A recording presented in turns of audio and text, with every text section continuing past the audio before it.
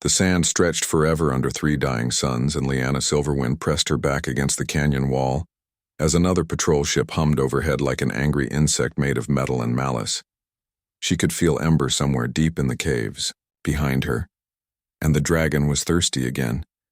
And that made Leanna want to scream because there was no water left to give her friend and companion and bonded partner, who had been with her since she was just a girl, learning to fight with wooden sticks.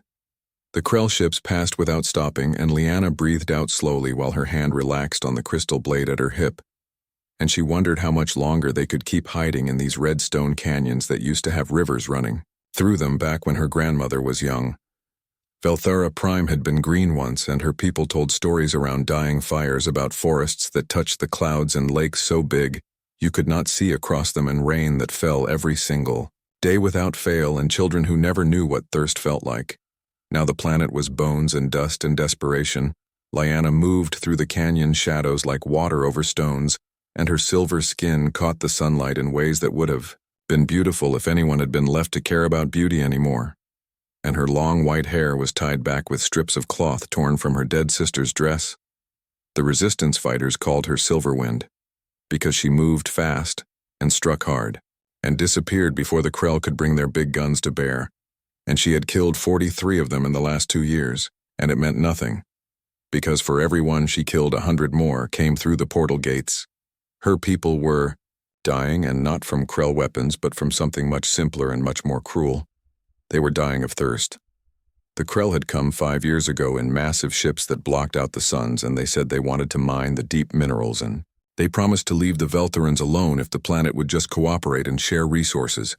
But Krell mining was not careful, and Krell mining did not stop, and Krell mining drained aquifers dry and poisoned underground rivers and cracked open ancient water reserves that spilled out into the sand and evaporated under the triple suns before anyone could catch a single drop.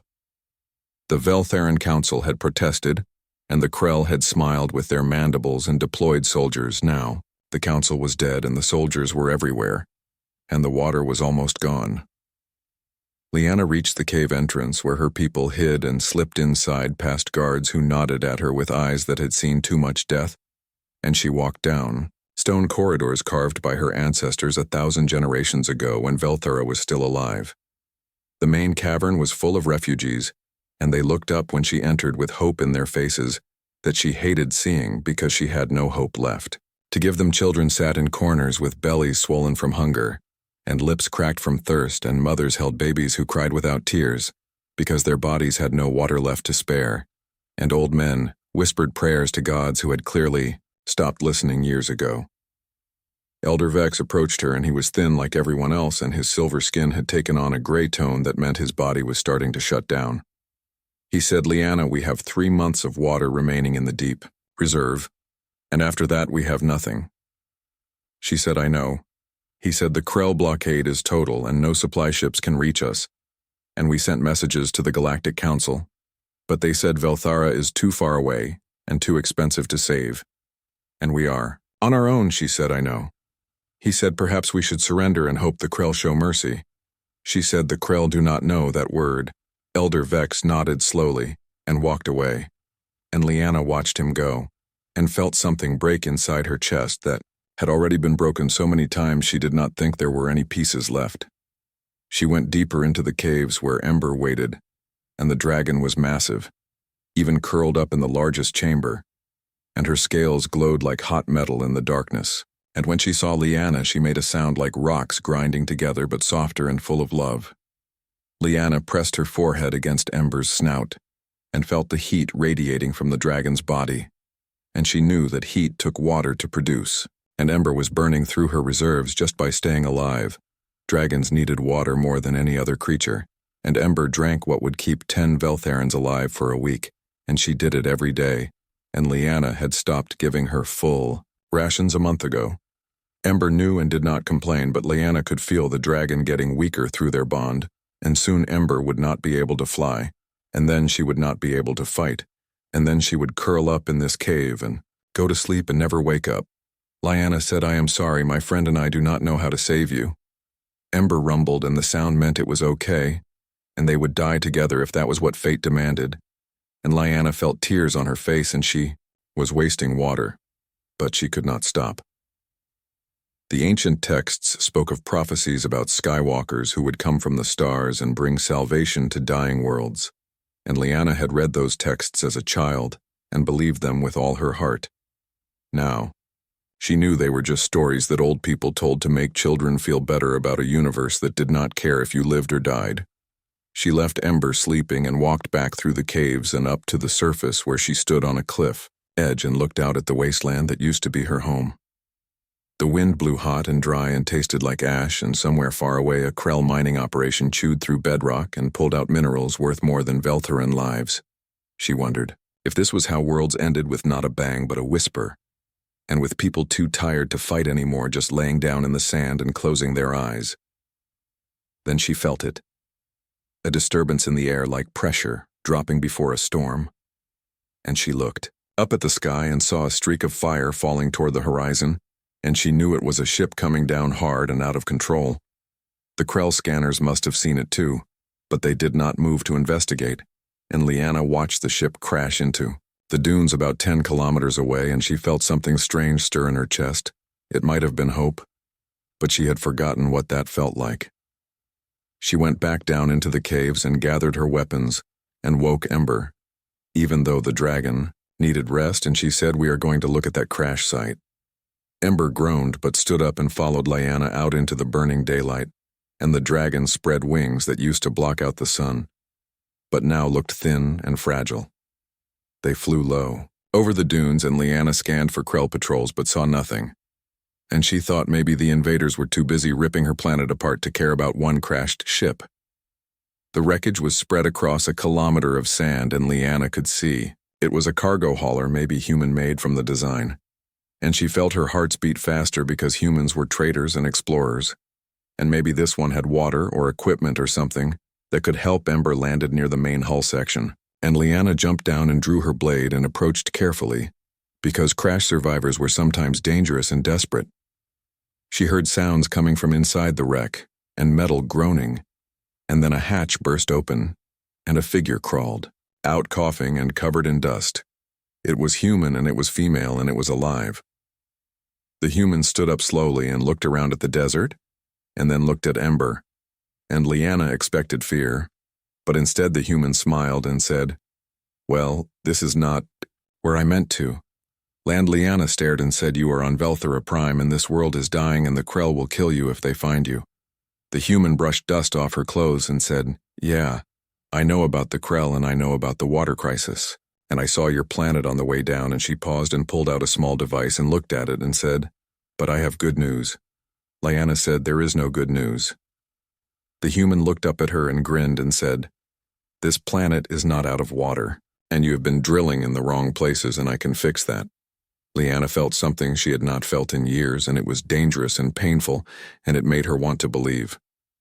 The human walked toward her and held out a hand and said, "My name is Kate Morrison, and I build wells for a living, and if you help me, I can save your world." Ember rumbled, and the sound was curious and interested, and the dragon lowered her head to sniff at this strange human who talked about water like it was easy. Kate reached out and touched Ember's snout without fear, and said, "Also, you have a dragon, and that is amazing, and dragons need a lot of water, so we should definitely get started." Lyanna looked at this human, with her confident smile, and her impossible promises, and her complete lack of understanding about how bad things really were. She said, "Nothing can save Velthara." Kate said, "Watch me." Kate Morrison sat in the sand and pulled equipment from her pack while Lyanna watched with arms crossed and doubt written across her silver face like a language Kate was learning to read. The human had survived the crash with nothing but bruises and a stubborn determination that seemed to glow brighter than the 3 suns overhead, and she spread out scanners and sample containers and devices that beeped and hummed with purpose. Lyanna said, "You claim this world has water, but our people have searched for 5 years and found nothing, and the Krell have drained everything, and you are either lying or insane." Kate did not look up from her work and said, "Or I am an engineer who knows how water hides," and she scooped sand into a clear container and held it up to the light and tilted her head like she could read secrets in the grains. She said, "This soil has traces of ancient moisture, and the crystalline structure shows there used to be massive underground rivers here, and the Mineral composition indicates deep aquifers at least 3,000 meters down. Leanna said, 3,000 meters is impossible and we do not have equipment that can drill that. Deep Kate said, you do not. But I do, and she gestured at the wreckage of her ship and said, my cargo hold is full of drilling equipment, because I was heading to the Tau Ceti colonies to set up water extraction systems. Ember moved closer and sniffed at Kate with nostrils the size of dinner plates, and the dragon made a questioning sound deep in her throat. Kate reached up and touched Ember's scales without hesitation and said, you are beautiful, and also you are dehydrated, and I can see it in how your scales are flaking at the edges and your eyes are sunken, and you need about 300 liters per day just to stay healthy. Lyanna felt her breath catch because this human had known Ember for 5 minutes and already understood what was wrong. And she said, how do you know about dragons? Kate said, I worked on Mars for 6 years terraforming, and we had creatures there that were similar. And also I read everything I can about alien biology because knowledge is useful. And she pulled out another device and aimed it at the ground. The device made a clicking sound. And Kate stared at the screen and her face went very still and very serious. She said, Leanna, I need you to understand something important. And this is not a guess or a hope. And this is scientific fact. And your planet is sitting on top of one of the largest underground water reserves I have ever seen. Leanna said that is impossible because our ancestors would have known. Kate said your ancestors did know. And she turned the screen so Leanna could see. And it showed layers of rock and sediment going down and down and down, and at the bottom was a massive blue shape that spread out like an ocean beneath the surface. She said, someone sealed this water away deliberately, and I can see the containment structures in the scan, and they are artificial, and they are old, and somebody buried this water, and I do not know why, but it is there. Lyanna felt the world tilt, and she sat down hard in the sand and said the forbidden texts spoke of sealed waters, but I thought they were myths. Kate said myths usually start as facts that get distorted over time, and she started pulling larger pieces of equipment from the wreckage, and Ember helped by lifting metal beams with her mouth and setting them down where Kate pointed. The human worked fast and talked faster, and she said, I need labor and I need protection and I need about 3 weeks to set up a drilling operation, and in return I will bring water to the surface and save your people. Leanna said, and what do you want in exchange, because humans do not do things for free. Kate stopped working and looked at Leanna with eyes that were sharp and calculating, and she said, I want to establish a water company, and I will provide the water and the technology, but I will charge for it, and the profits will go toward rebuilding your world and eventually buying out the Krell presence here. Leanna felt anger rise in her chest like fire, and she said, you want to profit from our suffering and you want to sell us our own water, Kate said. Yes, and before Leanna could draw her blade, the human held up a hand and said, listen to me because this is important. She said, charity creates dependence and free things have no value, and if I just give you water, then you will always need me, and you will never learn to stand on your own. And she kicked at the sand and said, but if I sell you water at fair prices and teach you how to extract it yourselves and build an economy around it, then you become partners instead of victims. Leanna said, that is the most heartless thing I have ever heard. Kate said, it is the most practical thing you have ever heard. And practical is what keeps people alive when honor and pride have gotten them killed. And she walked closer to Leanna and said, I have seen a dozen colonies fail because they relied on charity. And I have seen a dozen more thrive because they built sustainable economic systems. She said, I am not a hero, and I am not a savior, and I am an engineer who knows how to drill wells. And I am a businesswoman who knows how to make those wells last, and if you want your people to survive, you need. Both Ember rumbled, and the sound was thoughtful, and the dragon looked at Leanna with eyes that said, maybe this human has a point. Leanna wanted to refuse and wanted to send this mercenary human away and wanted to die with dignity, rather than become a customer buying her own planet's resources. But then she thought of the children in the caves with their swollen bellies, and she thought of Elder Vex with his gray skin, and she thought of Ember getting weaker every day. She said, if I agree to this, you will teach my people how to maintain the wells, and you will share your technology. Kate said, absolutely, and I will train Veltharan engineers, and I will make myself obsolete as fast as possible because successful businesses scale, and they do not depend on one person. Liana said, and the profits will go toward driving the Krell away. Kate said every last credit, and she held out her hand and said, "Do we have a deal?" Liana looked at that hand and thought about honor and thought about pride and thought about survival, and she realized that survival mattered more than any principle.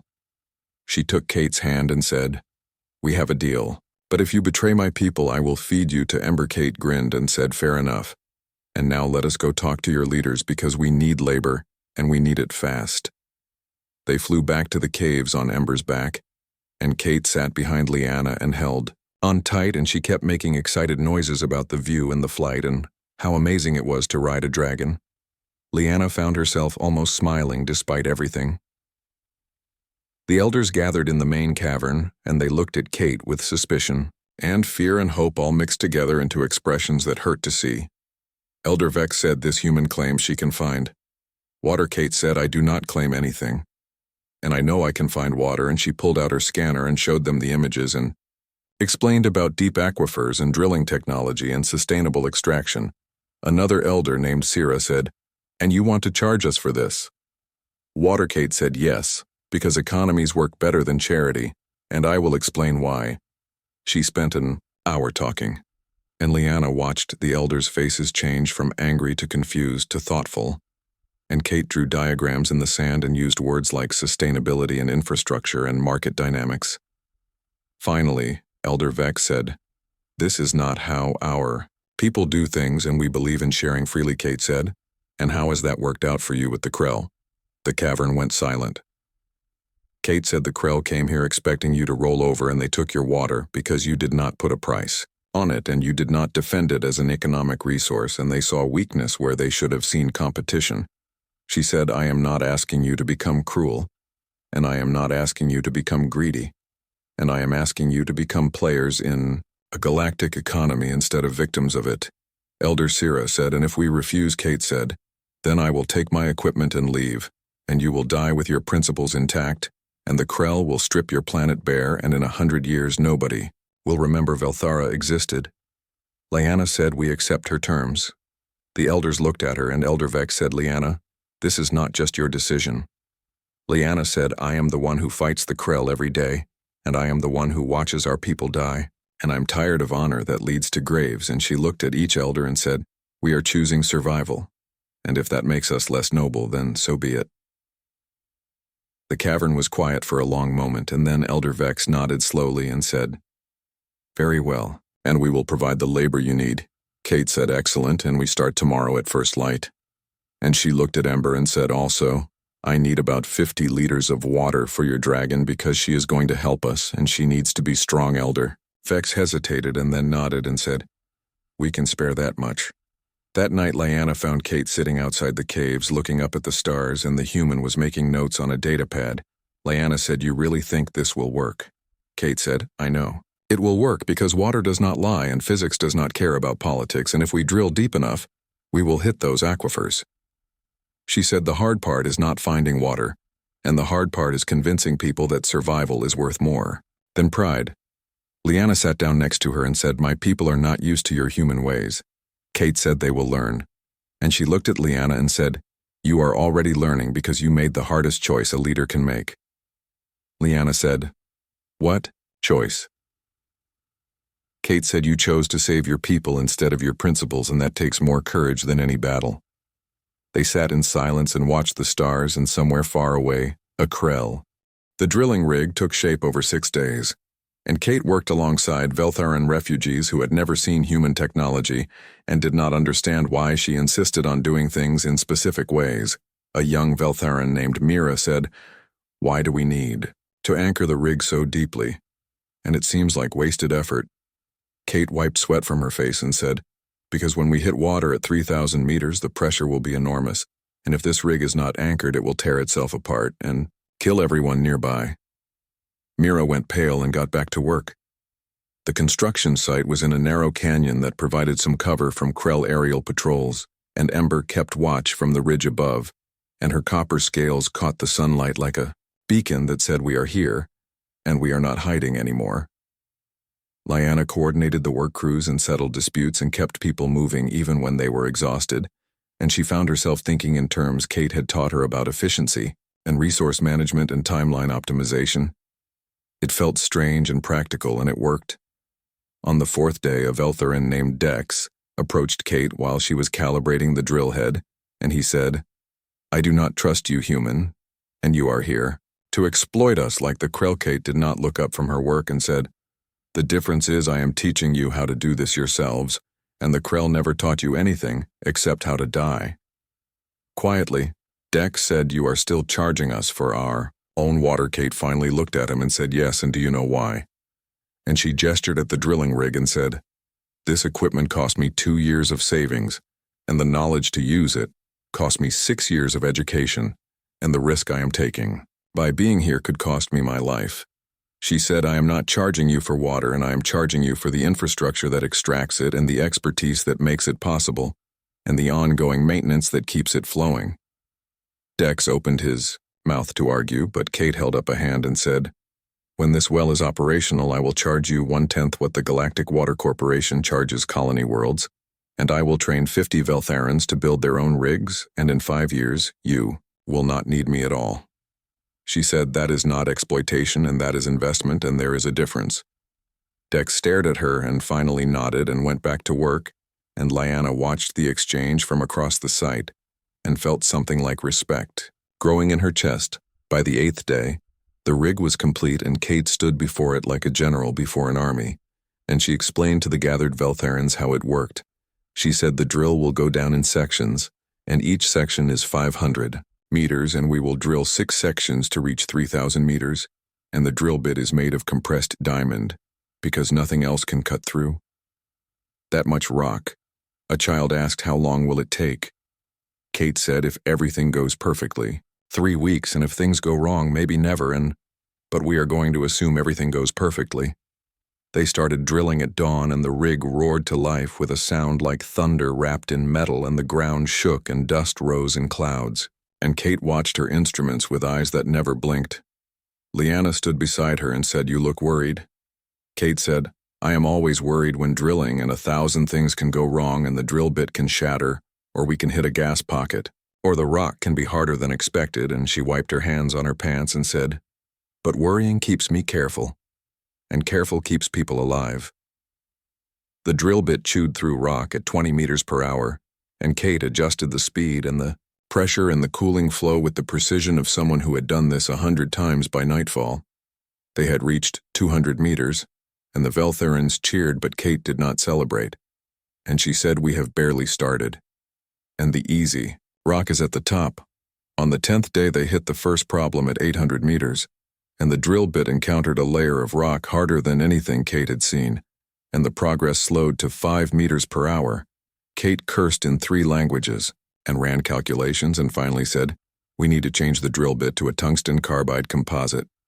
Lyanna said, "How long will that take?" Kate said 4 hours to pull up the drill and change the bit, and 4 hours to drill back down to where we were, and she kicked at the sand and said, "We are losing time." But there was no choice, and they made the change, and the new bit cut through the hard layer, like it was butter, and they were back on schedule by the next morning. On the 15th day, something strange started happening, and Kate noticed it first while checking the rock samples that came up with the drill. She called Lyanna over and said, "Look at this," and she held up a piece of stone that had markings on it. Lyanna took the stone, and her hands started shaking, and she said, "These are ancient Veltheran symbols." Kate said, "What do they say?" Lyanna said, "They say warning and sealed, and death below." Kate stared at the stone and then at her scanner and said, "Lyanna, there are structures down there and artificial structures built around the aquifer, and someone did not just bury this water, and someone imprisoned it." Lyanna felt cold despite the heat, and said the forbidden texts were true. Kate said, "What texts?" Lyanna explained about the ancient records that spoke of sealed waters and a weapon that could kill entire species and ancestors who chose to hide it. Rather than use it, Kate went very still and said, "You are telling me we might be drilling into a biological weapon?" Lyanna said, "I do not know." And the texts were vague, and most people thought they were just legends. Kate looked at the drill rig and then at the Veltherans working around it, and then at Ember sleeping on the ridge, and she said, "We need to stop." Lyanna grabbed her arm and said, "We cannot stop, and my people have 3 months of water left, and if we stop now, they die." Kate said, "If we release a biological weapon, everyone dies." They stared at each other, and the drill kept turning and rock kept breaking, and they were at 1,500 meters with half the distance still to go. Finally, Kate said, "We keep drilling but carefully, and I will monitor every sample. And if I see anything that looks like biological contamination, we stop immediately." Lyanna nodded, and they did not tell the others because there was no point in creating panic when they did not know what they were facing.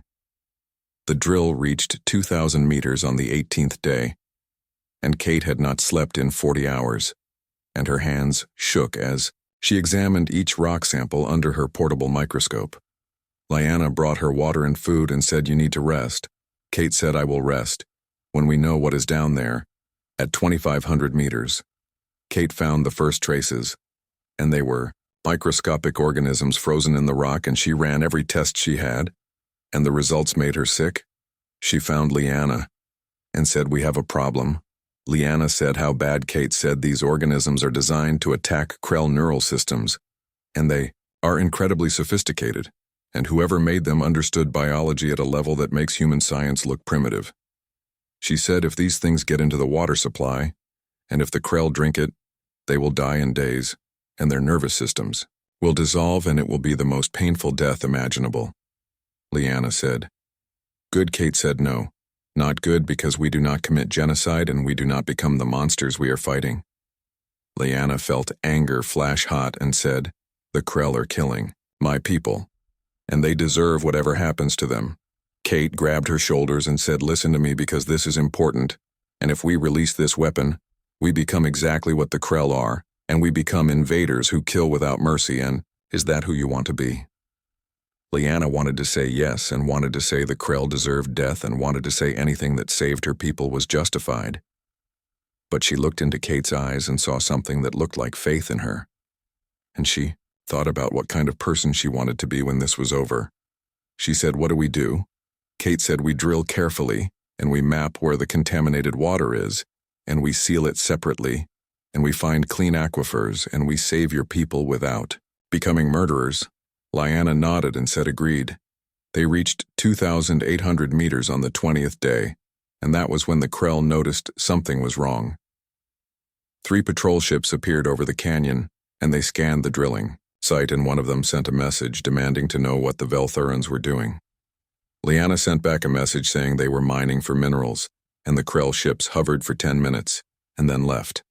But she knew they would be back. Kate said, "We need to speed up, and we are close, and another 200 meters and we hit water." She pushed the drill faster, and the rig groaned and shook, and some of the Veltherans looked nervous, but Kate kept pushing because they were out of time. On the 22nd day at dawn, the drill hit water at 3,047 meters, and the pressure was so enormous that the rig jumped, and Kate had to emergency shut down the system before it exploded. She looked at Lyanna with wild eyes and said, "We did it, and we hit water." But before anyone could celebrate, the Krell returned, and this time there were 6 ships, and they were not asking questions. They opened fire.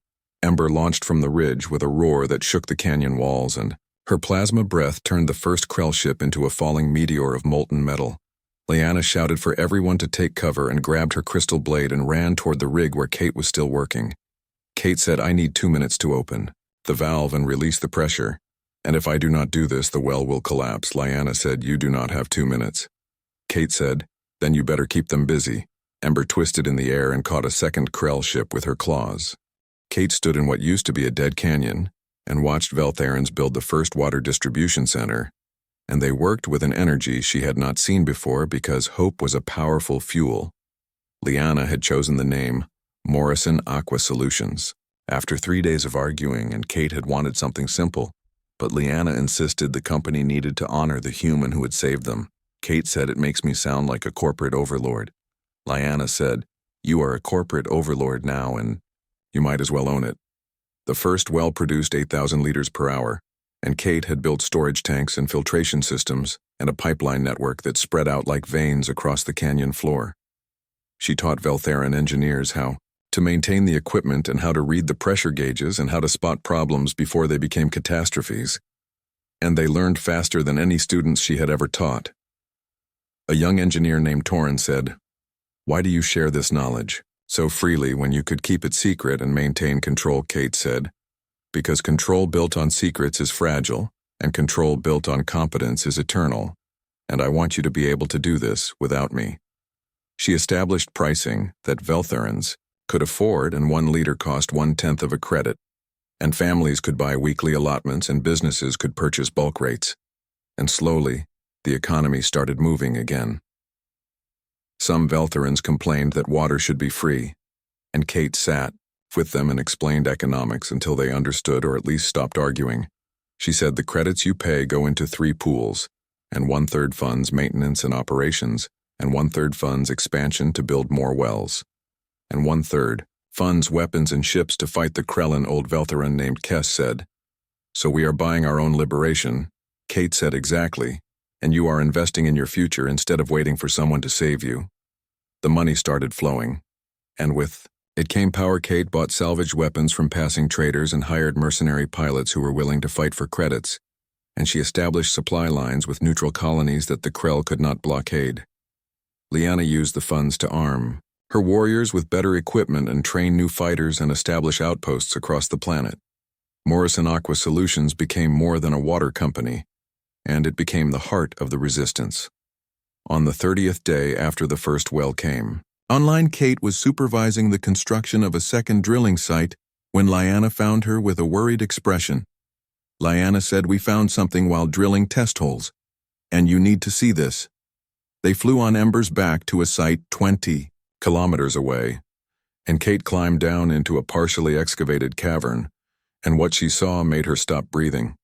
The walls were covered in ancient Veltharan writing, and holographic projectors still functioned after thousands of years, and when Kate activated them, images filled the cavern. Lyanna said, "These are the forbidden archives, and my people have been searching for them for generations." The holograms showed Velthara as it used to be, and green forests and blue oceans and cities that touched the clouds, and then they showed the Krell coming. But these Krell were different and older, and they had come to Velthara 1,000,000 years ago, and they had drained the planet. Even then, Kate said the Krell did this before. Lyanna said yes, and the holograms continued and showed ancient Veltharans developing the biological weapon and engineering the microscopic organisms that attacked Krell neural systems.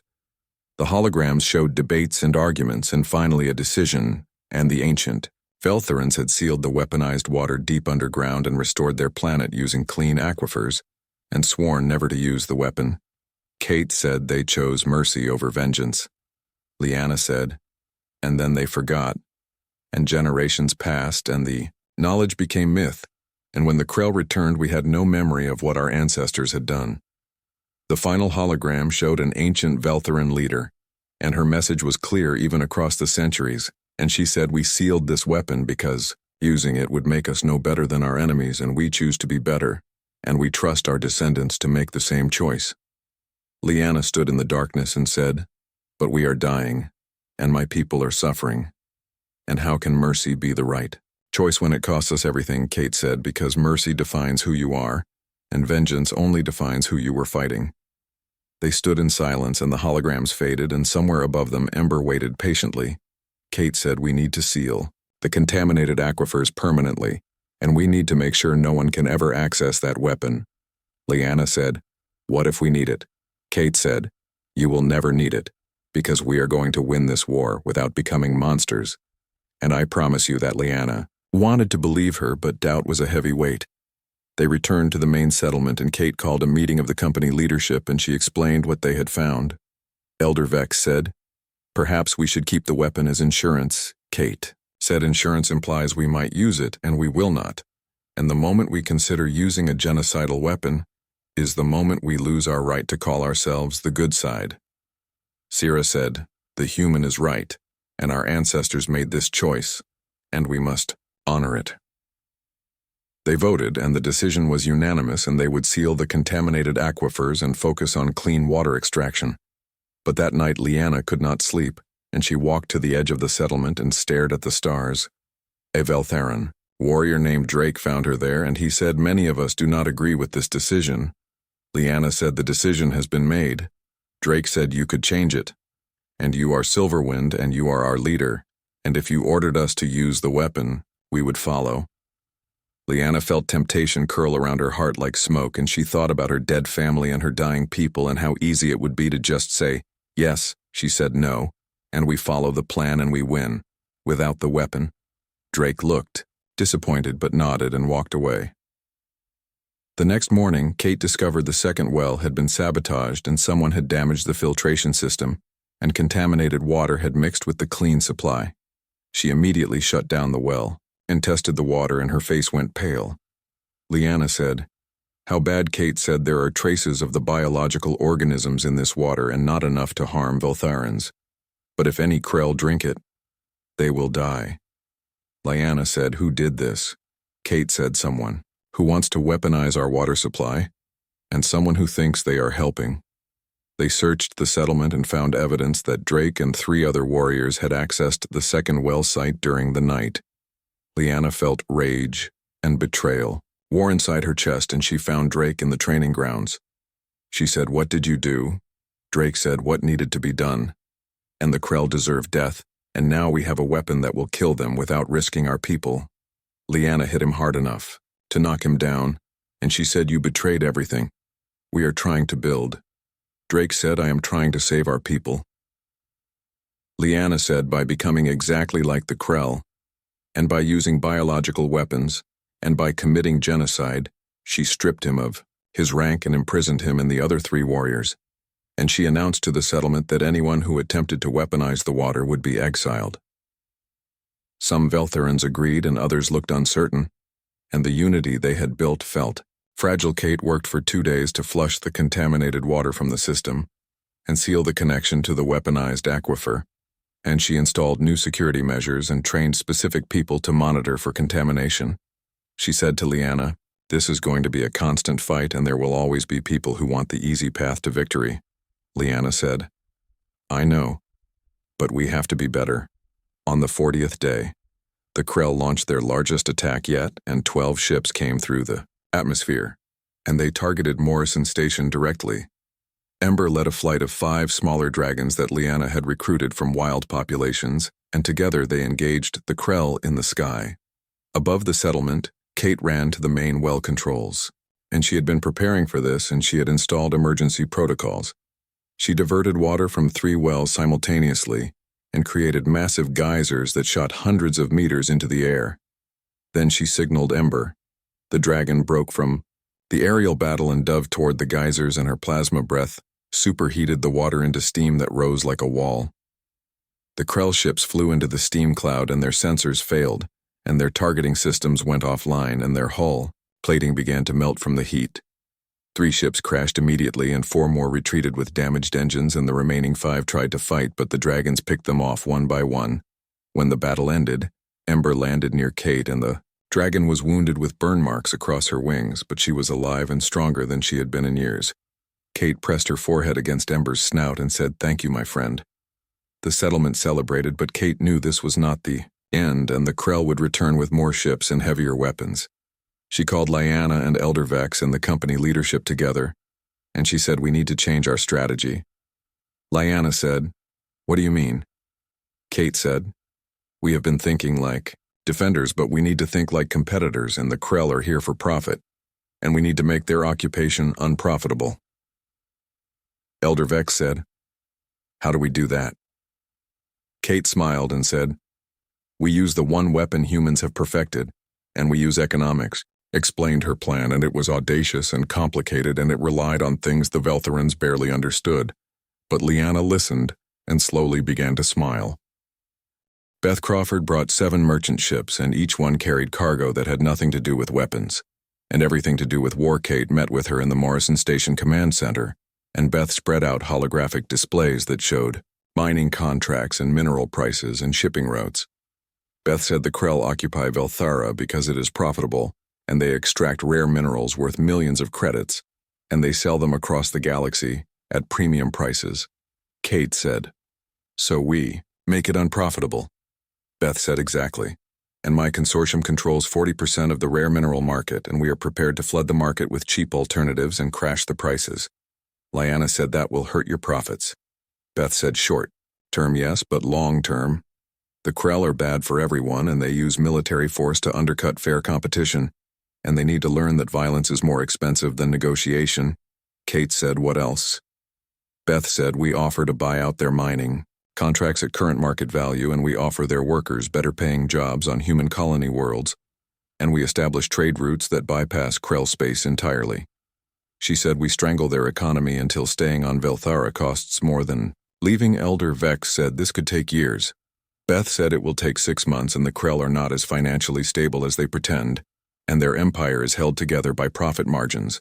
And when those margins disappear, so does their will to fight, Kate said. And what do you want in return? Beth said 20% ownership of Morrison Aqua Solutions and exclusive rights to distribute Veltharan water to human colonies, and a guarantee that Velthara will join the human trade network. Lyanna said you want us to choose sides. Beth said I want you to choose survival. And the galaxy is dividing into economic blocks, and neutral planets get crushed between them. And you need allies. Kate looked at Lyanna and said, it is your planet and your decision, Lyanna.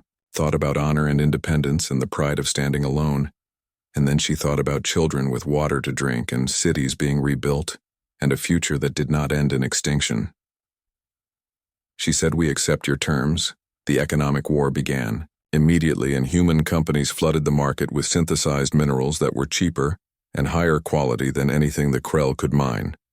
The price of rare earth elements dropped by 60% in 2 weeks. Krell mining operations across the galaxy suddenly became unprofitable, and their corporate council demanded explanations that their military commanders could not provide.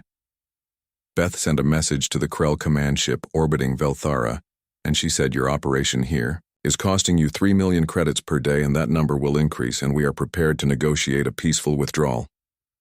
The Krell commander sent back a message that said humans do not dictate terms to the Krell Empire. Beth said, watch. Us human traders began offering Krell workers contracts that paid triple what the Empire provided, and entire mining crews defected and left on human ships. The Krell tried to stop them, but Beth had brought lawyers and trade agreements and legal documents that tied up Krell authorities in bureaucratic nightmares. Kate watched this unfold with something like awe, and she said to Lyanna, this is how humans fight. Wars. Lyanna said, it is terrifying. Kate said, it is effective, but not everyone agreed with the plan. And Drake escaped from his imprisonment with help from sympathizers, and he stole a small transport and broke into the sealed, contaminated aquifer. By the time Kate discovered what he had done, it was too late. Drake had filled containers with weaponized water, and he flew toward the Krell command ship, broadcasting a message that said, this is for everyone. They killed. Lyanna felt ice in her veins, and she ran to find Kate, and she said, we have to stop him. Kate was already moving, and she shouted for Ember, and the dragon launched into the sky with both women on her back. They chased Drake's transport through the upper atmosphere, and Ember pushed herself faster than she had flown in years. But the transport was quick.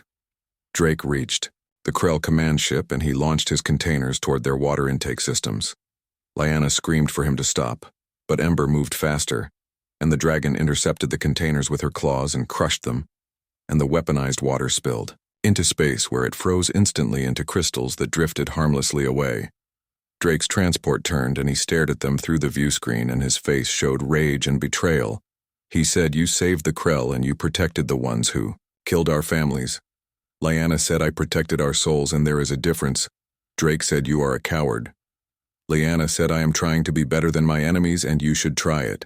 The Krell command ship locked weapons on Drake's transport, and they did not care about his motivations or his pain, and they only cared that he had attacked them. Ember dove and grabbed the transport in her claws and pulled it away as plasma bolts burned through the space where it had been. They flew back to Velthara with Drake as their prisoner, and Lyanna felt exhausted in ways that had nothing to do with physical effort. Kate said, you saved him. Lyanna said, I saved us all. And if we had let him succeed, we would have become the thing we hate. They locked Drake in a proper cell this time, and Kate increased security around all the sealed aquifers. and she installed monitoring systems that would detect any attempt to access the weaponized water. Beth heard about the incident, and she said to Kate, "Your friend made the right choice." Kate said it cost her. Beth said the right choice usually does. The economic pressure on the Krell continued to build, and 2 months after the human fleet arrived, the Krell Corporate Council sent negotiators to Velthara. Beth met them in a neutral location with Kate and Lyanna present. The Krell negotiator was an older insectoid named Thrace, and his mandibles clicked with irritation as he said, "You have made our operations here untenable." Beth said that was the goal. Thrace said, "We will not be bullied into leaving." Beth pulled up holographic displays showing profit and loss statements, and she said, "You are losing money every day. You stay and your empire cannot afford this drain, and your corporate council is already discussing whether to remove you from command." Thrace's mandibles went still. Beth said, "We offer you a clean exit, and we buy your mining rights at pre-war market value, and we provide transport for your personnel, and we agree not to pursue legal action for the damage you cause." Thrace said, "And if we refuse," Beth said, "then we continue as we are, and in 6 months, your operation declares bankruptcy, and you lose everything, and you gain a reputation as the commander who could not compete with human merchants." Kate said also, "Morrison Aqua Solutions will provide free water to any Krell workers who choose to remain on Velthara as independent contractors." Thrace looked at her with compound eyes that were hard to read, and he said, "You would do business with us after everything?" Kate said, "I do business with anyone who pays, and that is the point, and war is expensive, and peace is profitable, and you can either learn that now or learn it the hard way." Thrace was silent for a long moment, and finally, he said, "I will present your terms to the corporate council." 3 weeks later, the Krell began withdrawing from Velthara. Their ships left in groups, and they dismantled their mining operations, and they even paid a small settlement for environmental damage after Beth threatened legal action in galactic court. Lyanna watched them leave from the ridge above Morrison Station, and Ember sat beside her, and the dragon was huge now, and healthy, and her scales gleamed like copper fire. Kate climbed up to join them, and she said, "You won." Lyanna said, "We won, and there is a difference." Kate smiled and said, "Yes, there is." 6 months after the Krell left, Velthara Prime was unrecognizable.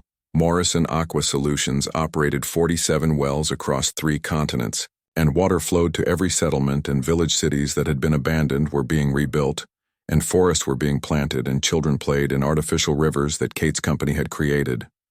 The economy grew, and Veltharans learned human business practices, and trade flourished, and the planet joined the human commercial network as an equal partner. Lyanna served as CEO of the Veltharan division, and she used profits to fund schools and hospitals and infrastructure, and she discovered she was better at building than she had ever been at fighting. Kate trained hundreds of Veltharan engineers, and they built their own drilling rigs and established their own water companies, and Kate stepped back and let them run things, because that had been the plan all along. Drake was released after serving 6 months, and he apologized to Lyanna with tears in his eyes, and he said, "I was wrong." Lyanna said, "You were hurt and hurt. People make bad choices, and now you get to make better ones." Became one of the most dedicated engineers in the company. Elder Vex lived long enough to see Velthara bloom again, and before he died, he said to Kate, "You saved us." Human Kate said, "I just drilled some wells." Vex said, "You taught us that survival is not about honor or pride, and it is about making hard choices and being willing to change." Kate said, "You taught me something too." Vex said, what Kate said, that profit without ethics is just exploitation. And you kept me honest. On the 1-year anniversary of the first well, Kate stood at Morrison Station and watched a ceremony. The Veltharans had built a statue in the main plaza, and it showed 3 figures and a human woman with a drill, and a Veltharan warrior with a blade and a dragon with wings, spread wide. The inscription read, "Here stood Kate Morrison, who brought water to the thirsty and taught us that survival is not found in weapons, but in wells." Lyanna stood beside her and said, "You are famous now."